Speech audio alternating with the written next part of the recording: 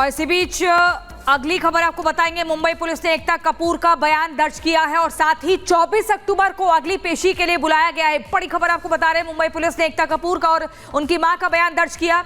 Mumbai police ने एकता कपूर को 24 अक्टूबर को पेश होने के लिए कहा है। एक आपत्तिजनक बयान को लेकर एफआईआर दर्ज होती है। मुंबई पुलिस ने पॉक्सो एक्ट के तहत केस दर्ज किया है। ये बड़ी खबर आपको बता रहे हैं। क्या इसके बाद एकता कपूर की मुश्किलें बढ़ेंगी या नहीं, बड़ा सवाल है। अश्लील कंटेंट पर स्ट्राइक कब होगी, ये भी एक बड़ा सवाल है। मुंबई पुलिस ने एकता कपूर का बयान दर्ज कर लिया है।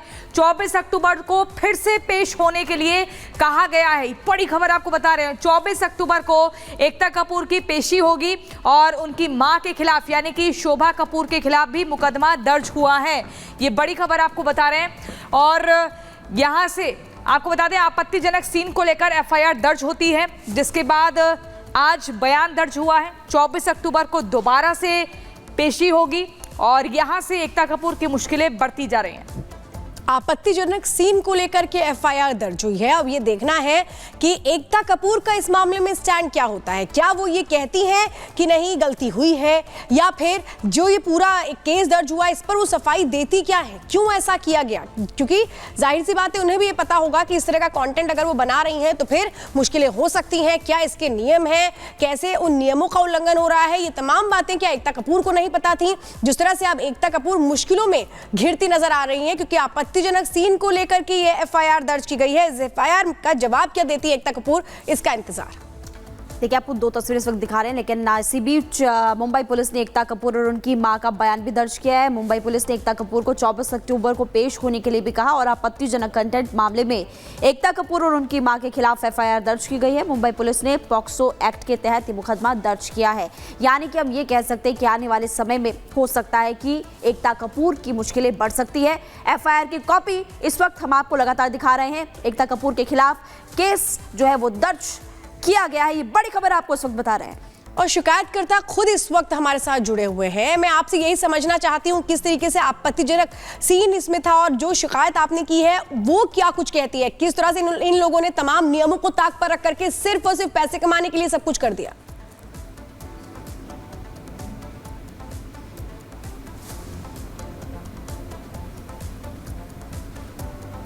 आपको आवाज आ रही है हमारी? चलिए फिर से हम जुड़ने जी अगर आवाज आ रही है तो मैं यही समझना चाहती हूँ क्या शिकायत दर्ज करवाई है आप लोगों ने, क्या कहा उसमें?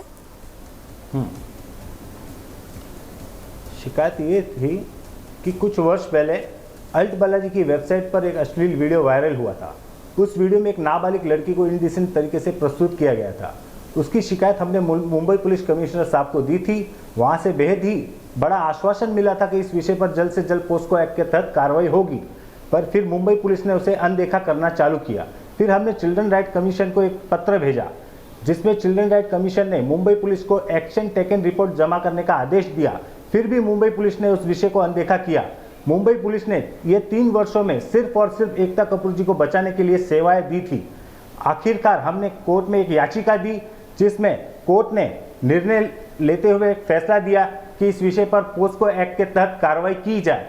अब जाके मुंबई पुलिस ने कार्रवाई की है, पर अभी भी मुंबई पुलिस ने इन 3 दिनों में कोई भी ऐसा एक्शन नहीं लिया जो एक आम नागरिक के साथ लिया जाता है। इस विषय पर अगर कोई आम नागरिक होता तो अब तक उसे पूरे परिवार समेत पुलिस स्टेशन में लाकर खड़ा कर दिया जाता।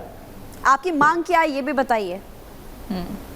और हाल ही में 14 मार्च 2024 को आईबी मिनिस्ट्री ने 18 वेबसाइट पर आजीवन प्रतिबंध लगाया। उसमें अल्ट बालाजी की वेबसाइट को क्यों अनदेखा किया गया है?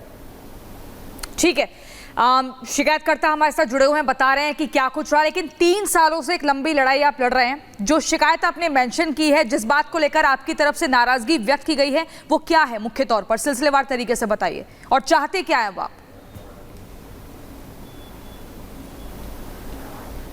हमारा कोई एकता कपूर जी से कोई निजी दुश्मनी नहीं है।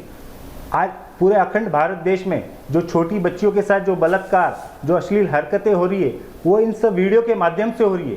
क्योंकि ये वीडियो में कुछ ऐसे कंटेंट दिखाए जाते हैं जो छोटे बच्चों की मानसिकता पर एक अलग प्रभाव पड़ता है। क्योंकि इनके सारे कंटेंट कुछ इस प्रकार से होते कि ससुर ने किया अपनी बहू के साथ, टीचर ने अपने स्टूडेंट के साथ, कुछ इस प्रकार से होते जिसमें वो बच्चों की मानसिकता पर काफ़ी असर पड़ता है।